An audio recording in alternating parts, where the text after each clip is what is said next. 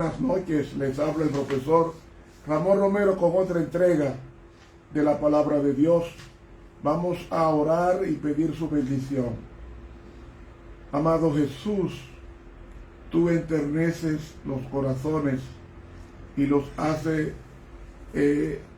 sensibles a tu voluntad y a tu presencia. En esta ocasión te invitamos para que tú estés en nuestros corazones y en nuestros labios se pronuncien palabra de Dios. Bendice el estudio de esta noche, hazlo interesante y bendice a todos los amigos que nos escuchan y nos ven por estos medios de comunicación o redes sociales. Danos tu Santo Espíritu. Oración que presentamos en honor a Jesús y en su nombre. Amén. Muy bien, mis hermanos, abramos nuestras Biblias en el libro de Génesis, el capítulo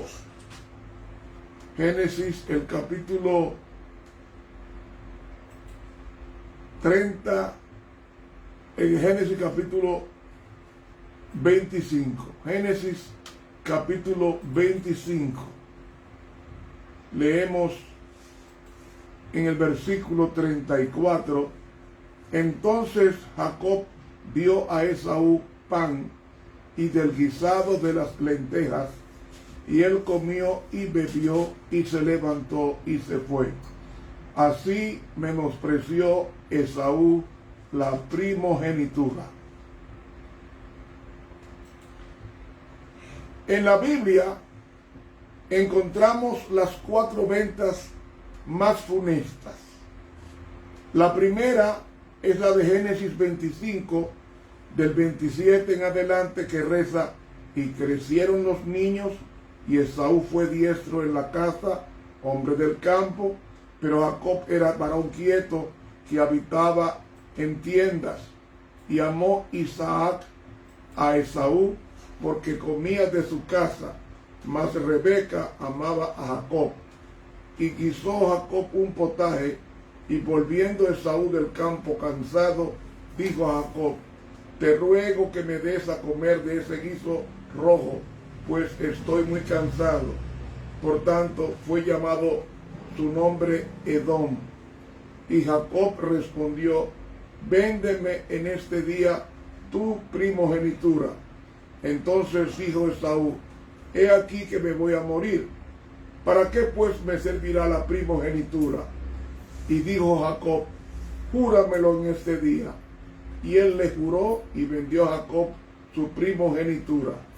Entonces Jacob dio a Esaú pan y del guisado de las lentejas, y él comió y bebió y se levantó y se fue. Así menospreció Esaú la primogenitura. Entonces vemos, la primera venta es que Esaú vende su primogenitura por un plato de lentejas.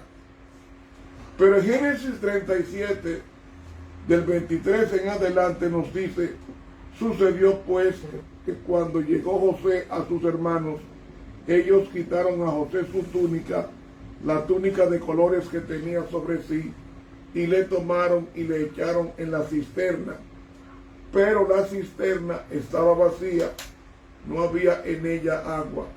Y se sentaron a comer pan. Y alzando los ojos miraron, y aquí una caravana de ismaelitas que venían de Galaad, y sus camellos traían aromas, bálsamo y mirra, e iban a llevarlo a Egipto. Entonces Judá dijo a sus hermanos lo siguiente: ¿qué provecho hay en que matemos a nuestro hermano y encubramos su muerte?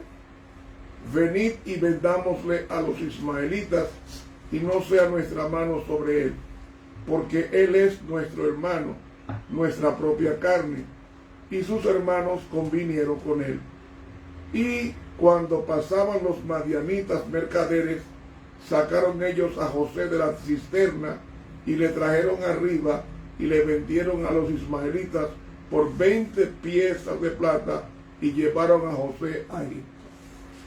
La segunda venta es que 11 medio hermanos venden al penúltimo medio hermano llamado José por 20 piezas de plata. La tercera venta peor de la Biblia es Mateo 26, 14 en adelante, que reza: entonces uno de los 12, que se llamaba Judas Iscariote, fue a los principales sacerdotes y les dijo: ¿qué me queréis dar y yo os lo entregaré? Y ellos le asignaron 30 piezas de plata y desde entonces buscaba oportunidad para entregarle. Versículo 47. Mientras todavía hablaba, vino Judas, uno de los 12, y con él mucha gente con espadas y palos, de parte de los principales sacerdotes y de los ancianos del pueblo, y el que le entregaba les había dado señal diciendo: al que yo besare, ese es, prendedle. Y enseguida se acercó a Jesús y dijo: salve, maestro, y le besó. Y Jesús le dijo: amigo, ¿a qué vienes? Entonces se acercaron y echaron mano a Jesús y le prendieron. Tercera peor venta es la venta de Jesús por 30 piezas de plata. Y la última venta peor de la Biblia es en Mateo 16, 26. ¿Qué aprovechará el hombre si gana todo el mundo y pierde su alma? ¿O qué recompensa dará el hombre por su alma? Esa es la peor venta que se puede intercambiar. Vender el alma. ¿Saben? La inflación espiritual es una de las más baratas que puede haber en este planeta. Y además de ser barata, es una de las más irracionales. Siempre se venden grandes privilegios y bendiciones por unos cuantos miserables centavos. La más barata que encontramos en la Biblia es la venta de la primogenitura por un plato de lentejas. Esta venta fue hecha por un jovencito llamado Esaú, un jovencito llamado Esaú a su hermano Jacob y Esaú. Jacob y Esaú. La más ridícula e inhumana de las ventas fue la que ejecutó con el que sería el gobernador y salvador de la raza humana en esos días por 20 piezas de plata. Y esa venta fue hecha por 11 medio hermanos. Y el botín, como fue, usted divide 20 piezas de plata entre 11, no le alcanza ni para 2 piezas por persona. La venta más miserable, incomprensible, degradante, humillante de toda la historia del universo fue vender a Dios por 30 piezas de plata. Esta venta fue hecha por un amigo, entre comillas, y discípulo. ¿De veras? La venta más irracional ocurre cuando vendemos nuestras almas para ganar los tesoros del mundo. Y esta venta la estamos haciendo diariamente, cuando pesan más los tesoros, los apetitos y placeres transitorios en este mundo que los tesoros que el cielo nos ofrece. Hermanos,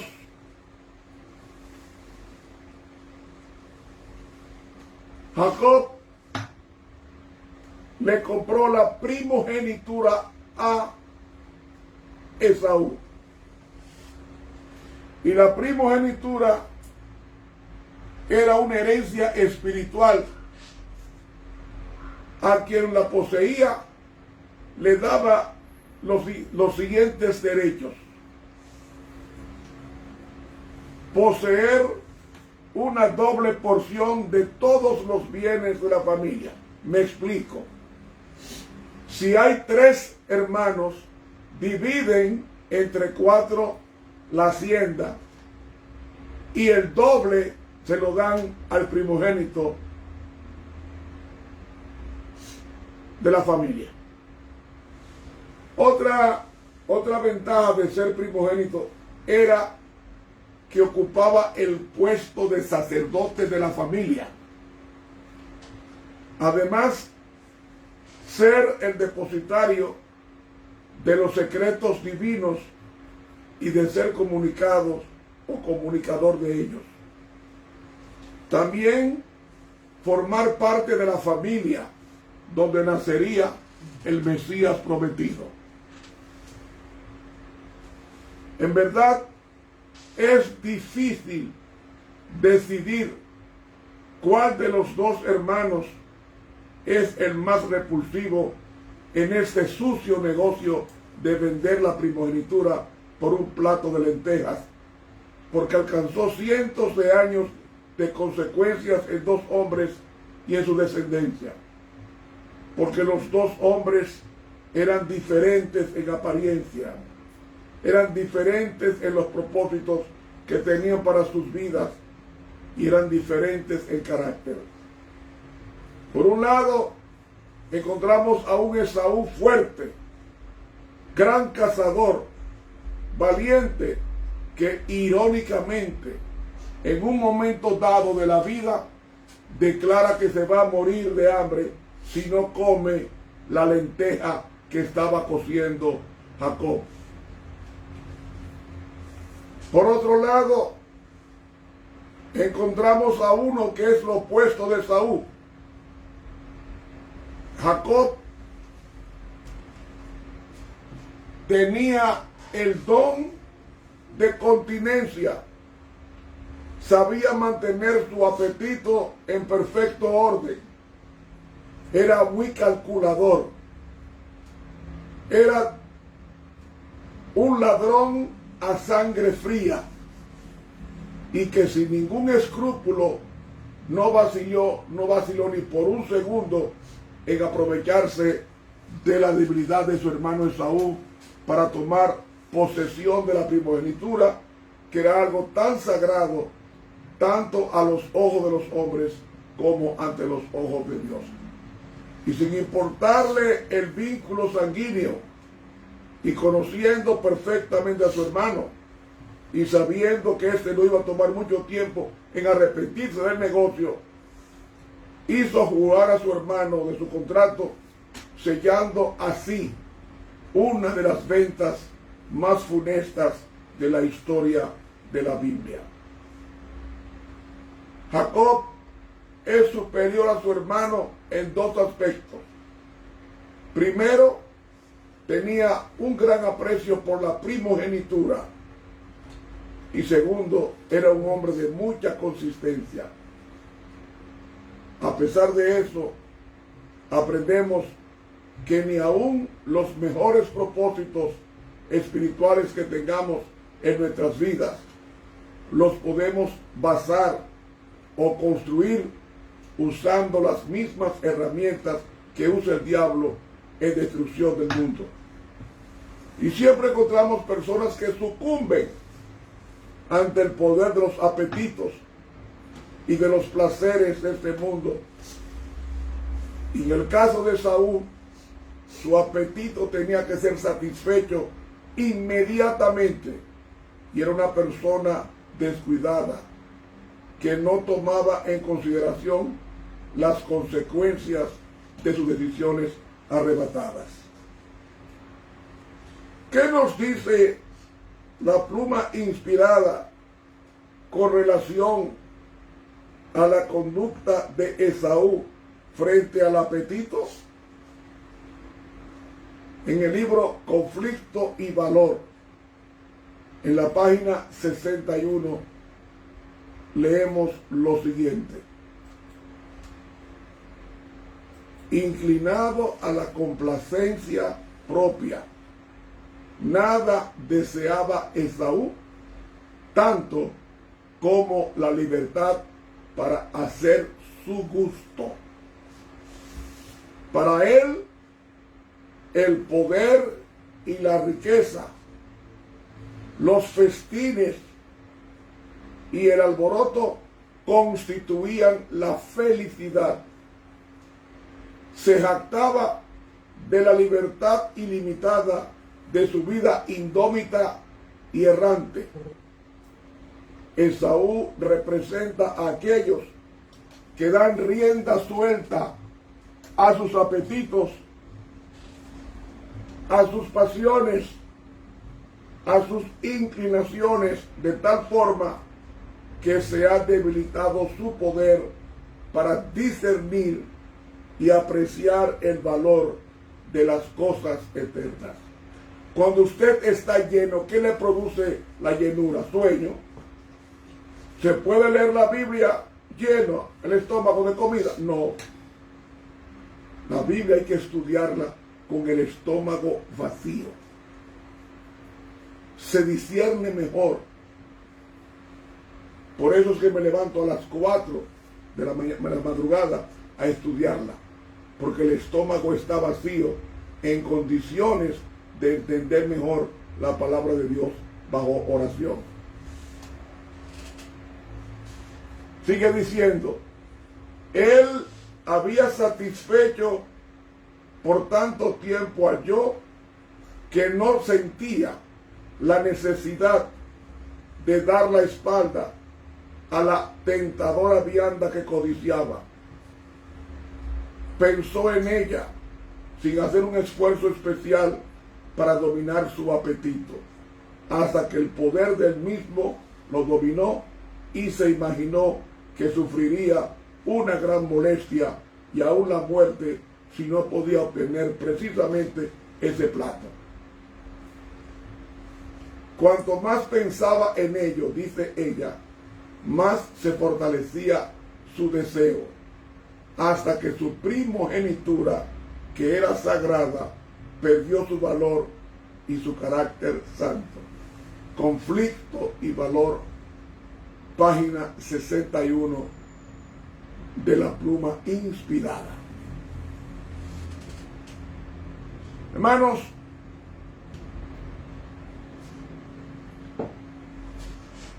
si hay una cosa que te cae mal, ¿para qué te la comes? ¿Qué necesidad hay de comer algo que sabemos que hace daño y nos lo comemos? Somos como Esaú, esclavos del apetito. ¿Por qué tomar aquella cosa que embriaga, que hace daño al cuerpo, a la mente, al corazón, al hígado, etcétera? Hay apetitos o placeres que nos mandan a nuestros hogares nerviosos y como consecuencia no podemos dormir porque nos damos una hartura antes de acostarnos, que nos pasamos la noche dando vuelta con pesadilla. Hay apetitos y placeres que mandan al hombre al día siguiente a sus trabajos con sus ojos rojos, bostezando, estúpidos y nauseabundos. Son placeres equivocados para la vida. Hay apetitos o placeres que simplemente le repugnan al hombre después que los ha disfrutado, como la famosa resaca que viene después de una juerga de tomar el licor. Hay otros apetitos o placeres que hacen gastar al hombre fuertes sumas de dinero, como el juego de azar, como la droga, son placeres que empobrecen. Hay otros apetitos y placeres que siembran antipatía hacia la vida doméstica. ¿Cuántos hogares se han roto por culpa de placeres o entretenimientos pecaminosos, como leer revistas pornográficas o ver películas pornográficas o salir con los amigos y llegar borrachos a la casa? Esaú es sin duda alguna uno de los más grandes ejemplos de una persona que no puede dominar sus emociones, ni sus impulsos, ni sus apetitos. Por otro lado, tenemos el ejemplo máximo del dominio propio. Ese es Jesucristo, quien ayunó en el desierto. Y la tentación en el desierto fue una batalla entre Cristo y Satanás en la gran controversia establecida desde la rebelión de Lucifer en el cielo. Y en el desierto, cuando Cristo estaba debilitado por haber pasado 40 días sin comer y el camino por delante parecía sombrío y fatigoso, Satanás asumió el comando de su ataque contra Jesús. ¿Sabe? Todas las cosas, todas las tentaciones contra Jesús fue directamente de Satanás, no de los demonios, de Satanás. Dice el deseado de todas las gentes, en la página 91 de la Pluma Inspirada, lo siguiente: Satanás vio que debía vencer o ser vencido. Los resultados del conflicto significaban demasiado para ser confiados a sus ángeles confederados. Debía él dirigir personalmente la guerra. Eso está en el deseado de todas las gentes, en la página 91. Fue Satanás quien atacó a Cristo en persona en el desierto de la tentación. Amigo, del bautismo de Jesús pasamos a la tentación. Y dice el deseado de todas las gentes que cuando Jesús era bautizado, Satanás estaba ahí presente.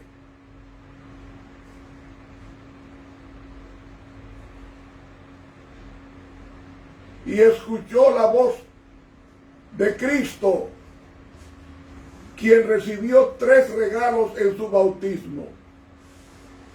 El primer regalo fue cuando los cielos se abrieron y escuchó la voz del Padre.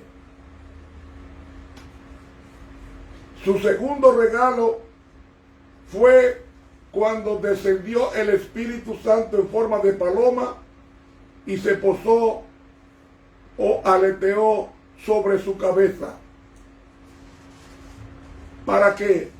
Para guiarlo a su ministerio. Y el tercer regalo fue cuando oyó al Padre decir: este es mi Hijo amado, en quien tengo contentamiento. Ahora encontramos a Jesús enfrentando 3 tentaciones. La primera tiene que ver con el apetito. La segunda tiene que ver con la presunción.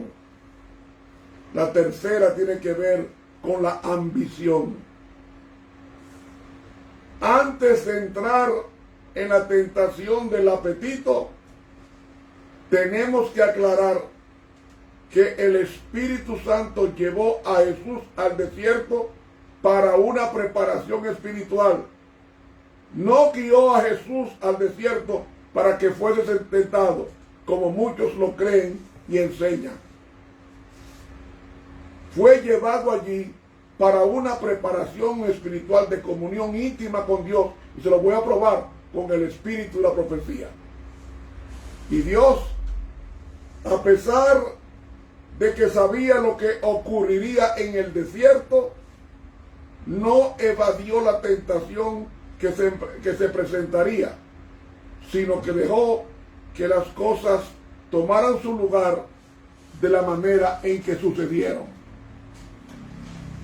De la misma manera que Moisés estuvo en Madián antes de iniciar su ministerio, David en Belén antes de ser proclamado rey de Israel, y Elías que estuvo en el monte Horeb, y Juan en el desierto, Jesús tenía que prepararse espiritualmente antes de comenzar su ministerio.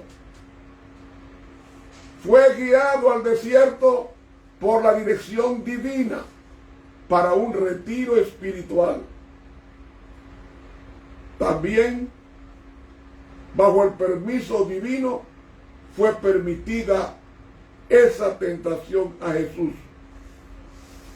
Y el bautismo del Espíritu Santo, la presencia confortadora del Espíritu Santo y la intensa comunión con el Padre durante esos 40 días capacitaron a Cristo para la prueba que tenía por delante. Solamente por estos medios, amigos, se puede lograr la victoria sobre la tentación.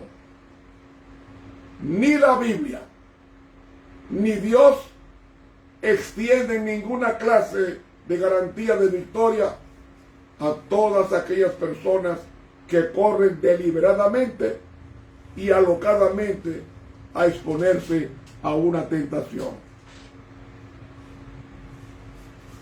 Dice Mateo 4 que el diablo le dijo a Jesús: si eres hijo de Dios, di a esta piedra que se convierta en pan. ¿Qué diferencia entre la tentación de Adán y el segundo Adán, o sea, Cristo? Adán no tenía hambre, ni tampoco Eva. Son tentados con el apetito y sucumben. Y Jesús, en la soledad del desierto, con 40 días de ayuno, es también tentado a través del apetito y sale victorioso. Gloria al Señor, porque la tentación no es sinónimo de caída. ¿Por qué Dios permite la tentación? Porque ella nos revela dónde estamos débiles, y así podemos acudir a Jesús para fortalecer esa área. Por ejemplo, para mí no es tentación fumar. Para mí no es tentación tomar cerveza o licor. Para mí no es tentación tomar café. Pero sí tengo otras debilidades en mi vida, que son las que Satanás batalla contra el alma mía. Y esas debilidades las sabe Satanás, porque él estudia a la gente en forma personal y conoce sus debilidades. Y por ahí ataca. Pero hoy podemos vencer la tentación, así como Cristo venció la tentación con el poder del Espíritu Santo que habitaba en él, como también habita en nosotros en la medida en que se lo permitamos.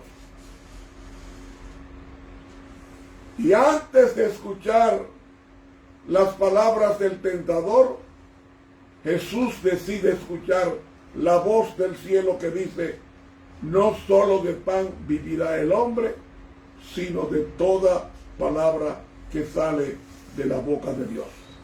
¿Qué está diciendo con esto? Oh, mis hermanos, está diciendo que Cristo no conversa con Satanás. Dice el libro El Discurso Maestro de Jesucristo que cuando conversamos con Satanás le damos ventaja. Jesús nunca habló con el diablo, le contestó con la palabra de Dios, pero nunca sostuvo una conversación. Él no habla con el enemigo. Él le responde con la palabra. Incluso cuando fue a tomar el cuerpo de Moisés, en Judas versículo 9 dice que cuando Satanás reclamó el cuerpo de Moisés y el arcángel Miguel había descendido a buscar el cuerpo, la respuesta que le dio Cristo fue: mira, no tengo nada que hablar contigo, que mi Padre te conteste. ¿Qué es lo que significa? El Señor te reprenda. Porque hablando con el enemigo, en este caso Satanás, le estamos dando ventaja. Por ejemplo, ¿qué fue lo que pasó con Eva?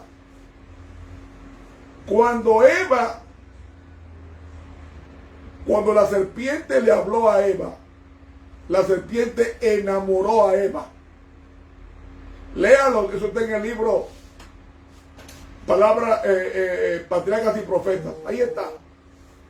Él la enamoró. Y ella se sintió con cierta soberbia. Y ya sabemos el resultado de escuchar la voz del enemigo. A ese señor no se le puede dar cabida en la mente. Cuando a usted le vienen malos pensamientos, dígale a Dios: llévate ese pensamiento, Señor, y comienza a cantar. El diablo le huye a los himnos y alabanzas a Dios.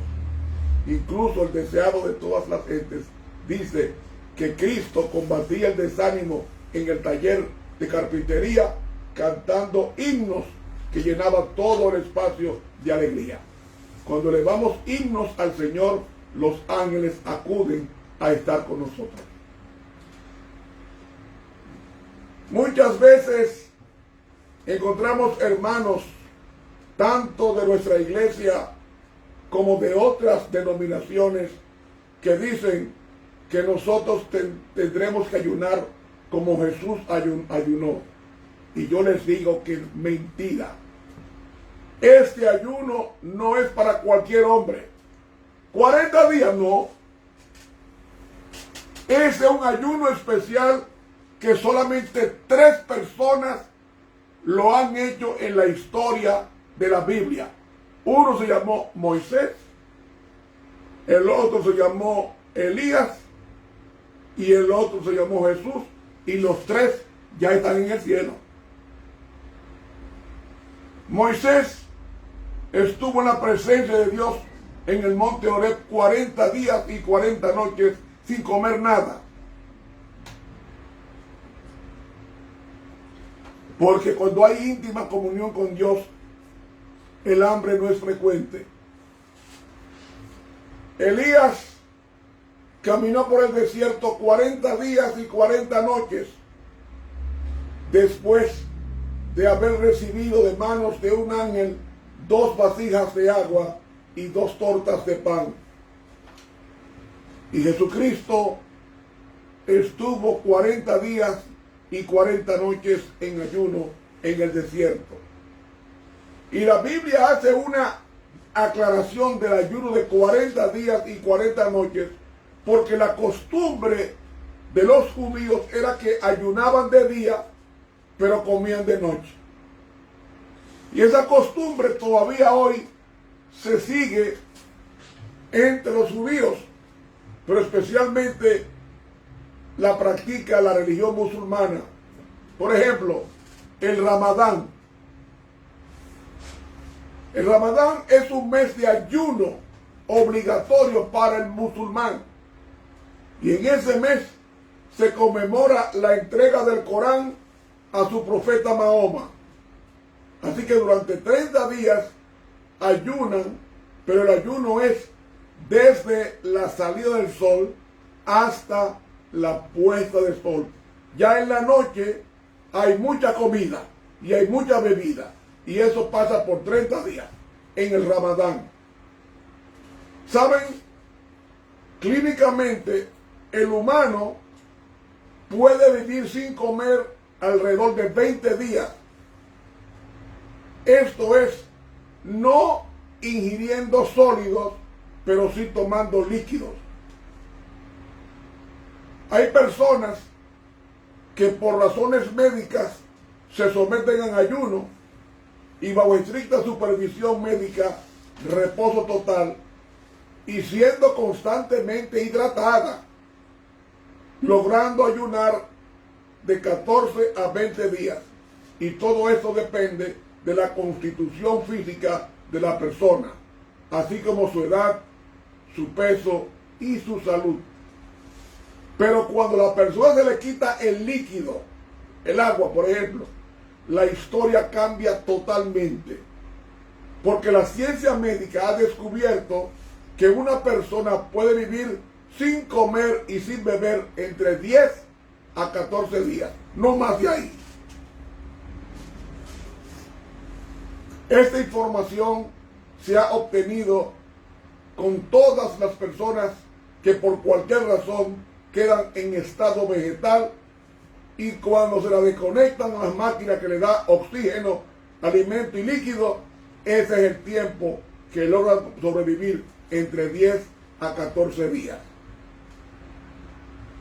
Hay que recordar que mientras los días pasan en un ayuno total, el cuerpo sufre daños irreparables.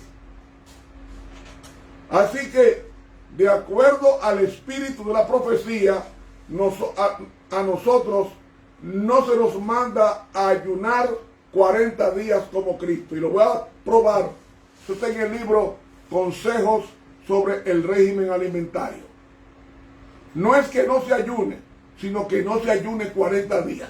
Dice ella, Consejos sobre el régimen alimentario, página 223, dice así, un parrafito. Todos los ayunos del mundo no asumirán el lugar de la sencilla confianza en la palabra de Dios. Lo que Dios quiere no es que tú ayunes, sino que tú confíes en la palabra de Dios. Porque dice, pedid y recibiréis. Y dice ella más adelante, oigan esto, en el mismo párrafo, no se nos pide que ayunemos 40 días. El Señor ayunó por nosotros de esta forma en el desierto de la tentación. No habría virtud en un ayuno tal, o sea, de 40 días. Pero hay virtud en la sangre de Cristo.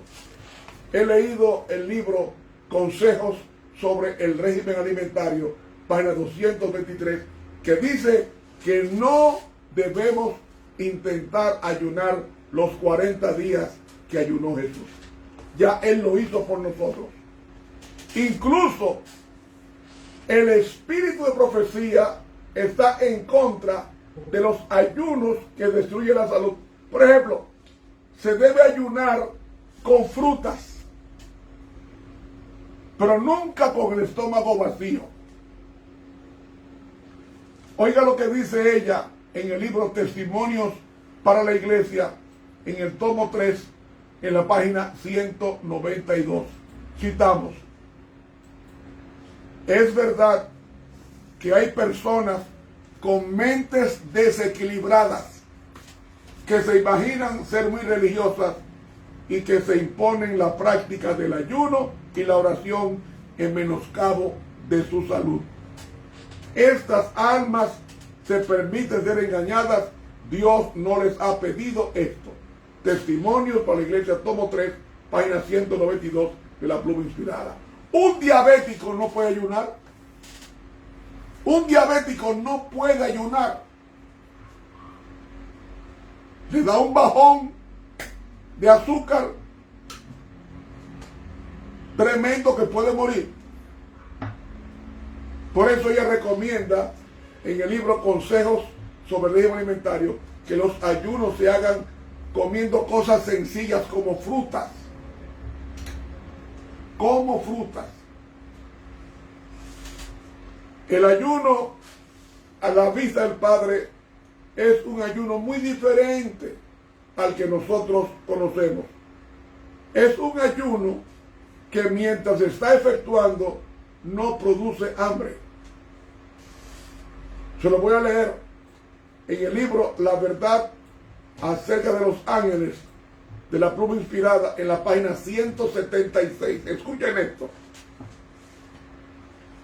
Mientras estuvo en el desierto, Cristo ayunaba, pero no sentía hambre. Y explica por qué. Dedicaba su tiempo a la oración ferviente y estaba en plena comunión con Dios. Era como si estuviese en la misma presencia del Padre. El pensamiento de la lucha que estaba ante él disipaba todo lo demás y su alma se alimentaba del pan de vida.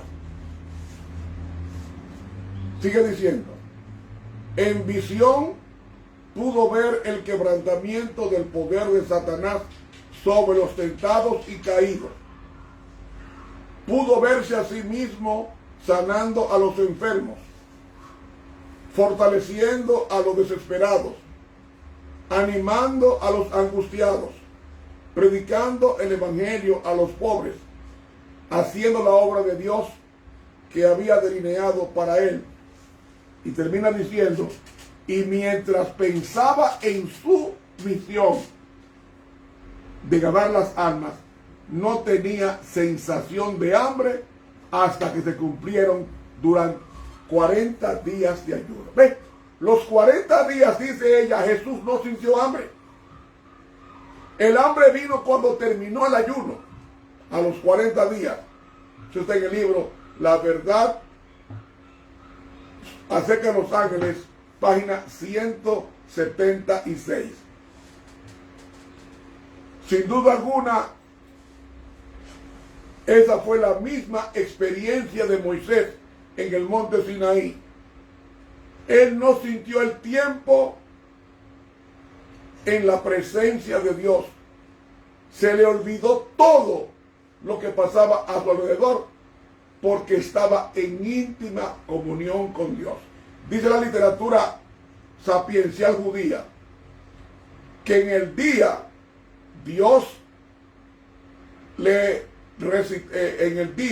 Dios hablaba con Moisés y en la noche él memorizaba y repetía los 10 mandamientos. Durante 40 días. Con razón, cuando desciende, el rostro le brilla, porque estaba en contacto con la luz. En el caso de Elías, su ayuno de 40 días y 40 noches, caminando por el desierto, que es caliente de día, muy caliente, y frío de noche, es en realidad uno de los milagros de Dios registrado en la Biblia, porque en Isaías 40:31 nos dice, pero los que esperan a Jehová tendrán nuevas fuerzas, levantarán alas como las águilas, correrán y no se cansarán, caminarán y no se fatigarán. El ayuno de Jesucristo tuvo su reacción después de los 40 días. En el libro La Verdad acerca de los ángeles, en la página 176, dice la inspirada mensaje del Señor, y mientras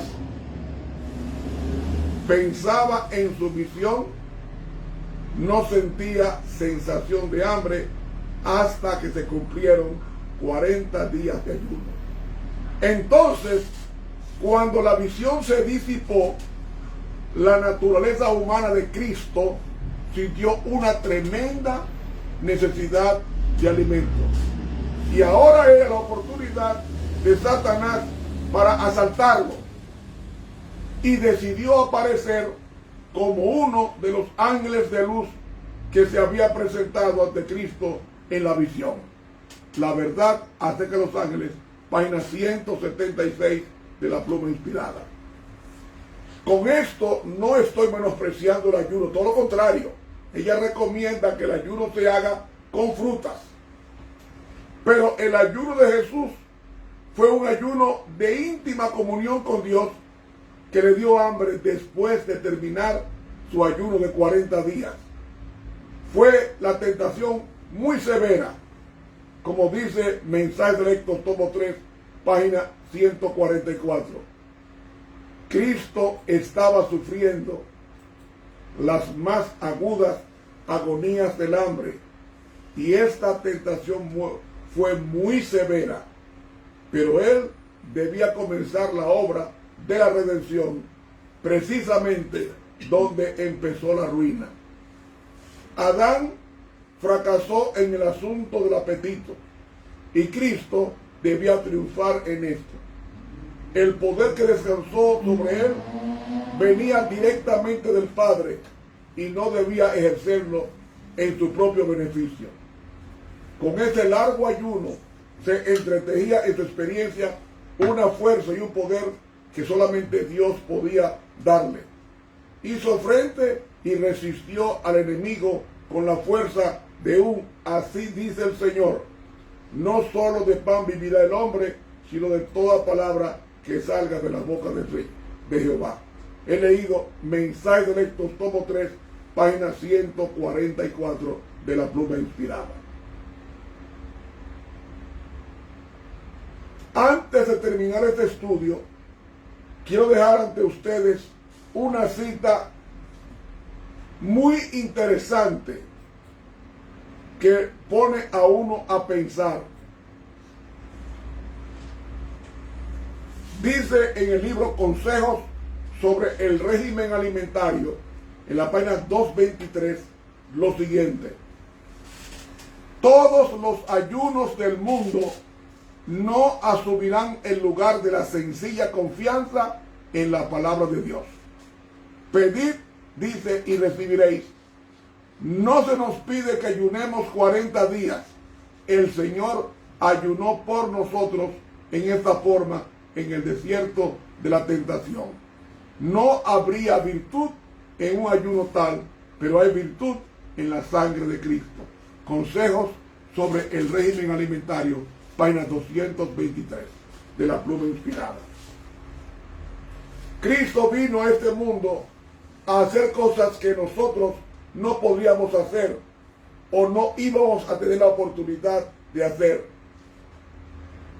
Su bautismo fue para darnos un ejemplo, pero también fue para todos aquellos que por cualquier razón de la vida no iban a tener la oportunidad de bajar a las aguas bautismales.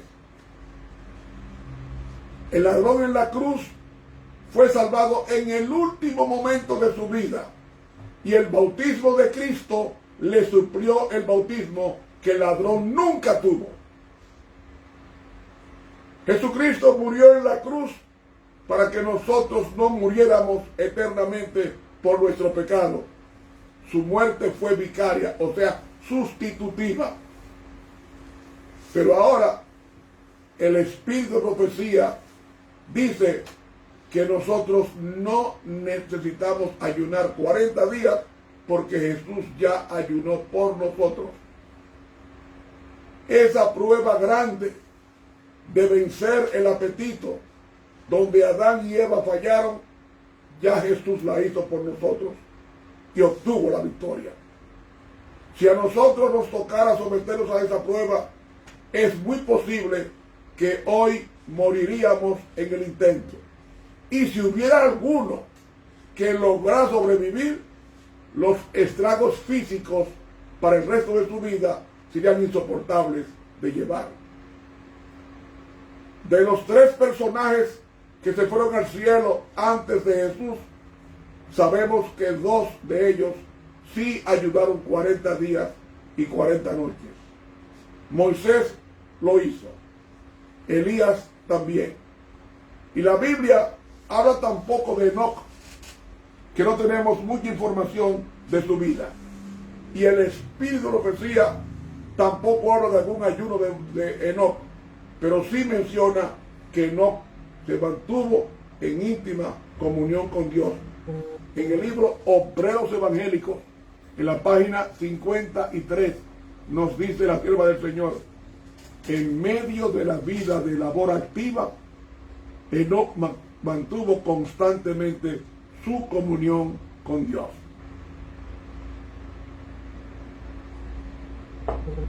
Cuanto mayores y más apremiantes eran sus labores, tanto más constantes y fervientes eran sus oraciones. Él seguía excluyéndose de toda sociedad en ciertos periodos, y después de permanecer por un tiempo entre la gente, trabajando para beneficiarla por su instrucción y ejemplo, se retiraba para pasar un tiempo a solas, con hambre y sed de aquel conocimiento divino que solo Dios puede impartir. Así era Enoc, según el libro Obreros Evangélicos, página 53 de la pluma inspirada. Y en la misma página dice: al comulgar así con Dios, Enoc llegó a reflejar más y más la imagen de Dios. Su rostro irradiaba una santa luz, la luz que brilla en el rostro de Jesús. Al terminar estos periodos de comunión divina, hasta los impíos contemplaban con reverente temor el sello que el cielo había puesto sobre su rostro. Este último párrafo nos hace recordar la imagen de Moisés cuando bajó del monte después de estar con Dios 40 días y 40 noches. Nos dice en Consejos sobre la Salud, página 39 de la pluma inspirada. Dice: los que transgreden las leyes divinas en lo que respecta a su organismo, tampoco vacilarán en violar la ley de Dios dada en el Sinaí. Los que después de haber recibido la luz se nieguen a beber y a comer por principio, en lugar de dejarse controlar por el apetito, no se preocuparán porque los demás aspectos de su vida sean gobernados por principios. La investigación del tema de la reforma en la alimentación desarrollará el carácter e invariablemente pondrá de manifiesto a los que eligen hacer un Dios de sus vientres. Consejos sobre la Salud, página 39 de la pluma inspirada. Sin duda alguna, la redención es uno de los grandes misterios del universo. Es tan grande que nos pasaremos la eternidad estudiándola y nunca se agotará el material. Se nos invita a controlar el apetito. El ejemplo más claro de alguien que no controló su apetito fue Esaú. Y el mayor ejemplo de templanza y dominio propio fue nuestro Señor Jesucristo. En Mateo 13, 45 y 46 dijo él: también el reino de los cielos es semejante a un mercader que busca perlas, que habiendo hallado una perla preciosa fue y vendió todo lo que tenía y la compró.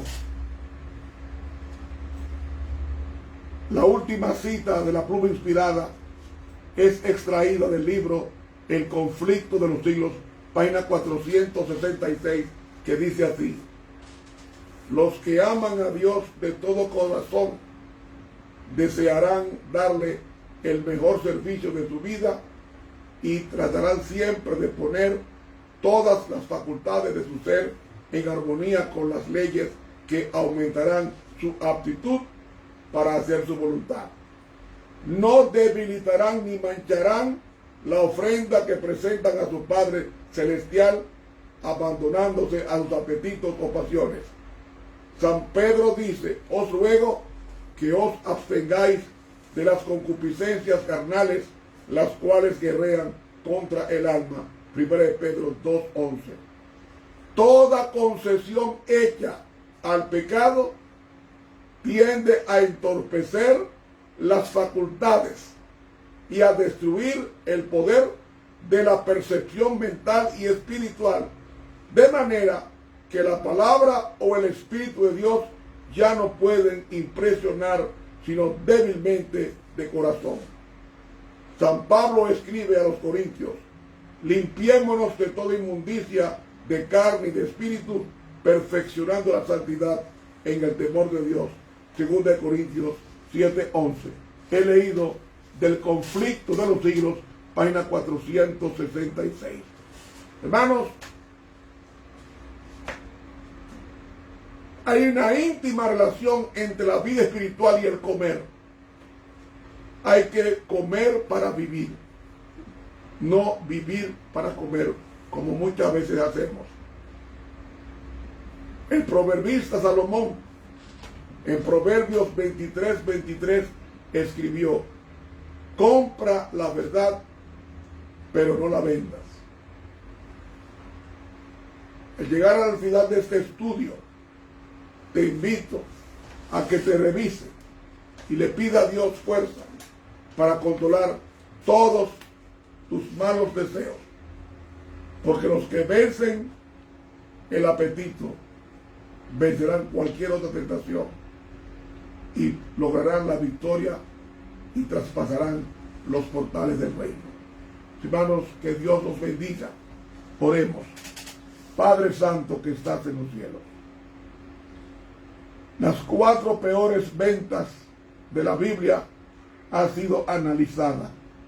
Te ruego, Dios, que nos quite en nosotros el deseo de Saúl de vivir para comer y no de comer para agradar a Dios. Perdona, oh Dios, nuestros pecados y ayúdanos a ser fieles observadores de tus mandamientos. Danos una noche de paz con Cristo y mañana a la misma hora que continuemos el estudio por este medio. Oración que presentamos en el bendito nombre de Jesús. Amén. Hermanos, muchas gracias. Dios nos bendiga. Mañana a las 8 de la noche, a la misma hora de hoy, continuaré con el estudio. Te habló el profesor Ramón Romero. Buenas noches.